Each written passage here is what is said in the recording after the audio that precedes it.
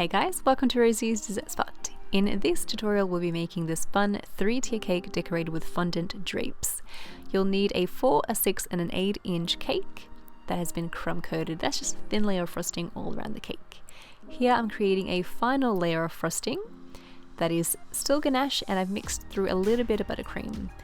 Smooth it out with your bench scraper. I sell these at my website rosiesdessertspot.com, and then pop it into the fridge with the lip raised.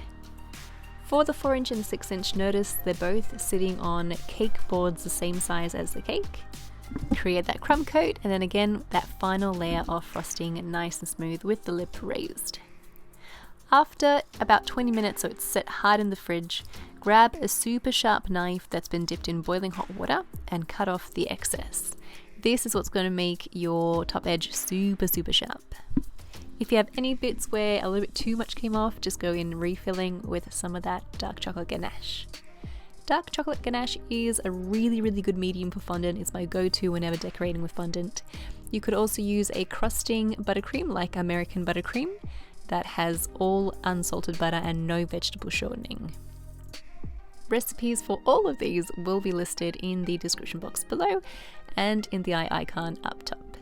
Let your cakes rest in the fridge till they're nice and firm, usually about 20 minutes, and then roll out some fondant. Here I'm using Bakehouse brand of fondant and cornstarch to make sure it doesn't stick to my countertop. Roll it out to 3 millimeters in thickness, drape it over your cake, secure that top edge, and then undo the pleats and massage it onto your cake. I didn't skip any sections, I just sped up this video so you can see the whole process of just turning the cake, pulling those pleats apart, and then gently massaging the fondant onto the cake. And it will stretch, by the way, and it can also smell fierce, so honestly just do your best. With practice it'll come to you. If you're just starting off with fondant, I recommend using shorter cakes just to wrap your head around the process and then work your way up to taller cakes. I've cut off the excess. Now I'm using 2 fondant smoothers to smooth out the sides and the top, pinching them together and then sliding them back and forth to create that nice sharp top edge. You want to repeat this step for all of your cakes. If you're enjoying this tutorial, feel free to subscribe. We do upload a new cake decorating video every week. On to the very last cake. And again, just clapping the scrapers at the top and creating that nice sharp edge. Into the 8-inch, I'm placing 3 bubble tea straws. You could even place 5 just to be sure. And these have been cut flush with the top of the cake. Stick your tiers together with a little bit of that ganache again. Make sure it's centered.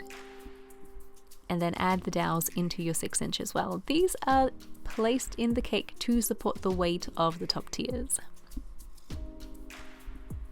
Stick on with some ganache again, and then at the base of each cake I am going to fill in with a ribbon just to hide the seam. You could use double-sided my kitten in the background. You can use double-sided tape to stick that together, or you could also insert a pin with a round head that just sort of says, hey, I'm here, don't forget to remove me before serving. And then your cake is ready for decorating. So I have some white fondant and I'm going to roll it out to about 2 to 3 millimeters in thickness. I'm going to cut it down to a rectangle shape, and then I'm using some straws to help create that pleat pattern. What you want to do is, first of all, make sure that your excess fondant is stored in an airtight container wrapped in Glad wrap so you can use it for later. And then grab some straws, drape your fondant over the top, feed through the next one, and then pinch those together. You'll want to pinch after each addition of the straw just to make sure you get that really nice indented drag slash curtain sort of effect happening.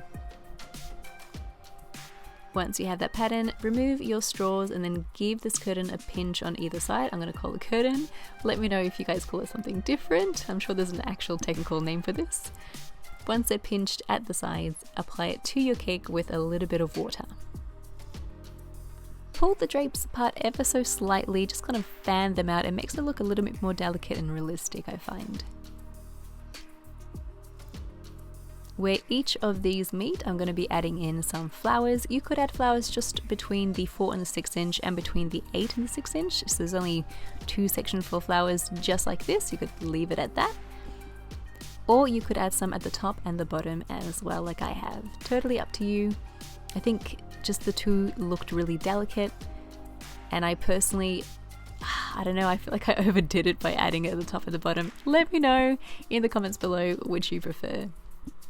And that's it, your cake is complete. I hope you guys enjoyed this video tutorial and give it a go.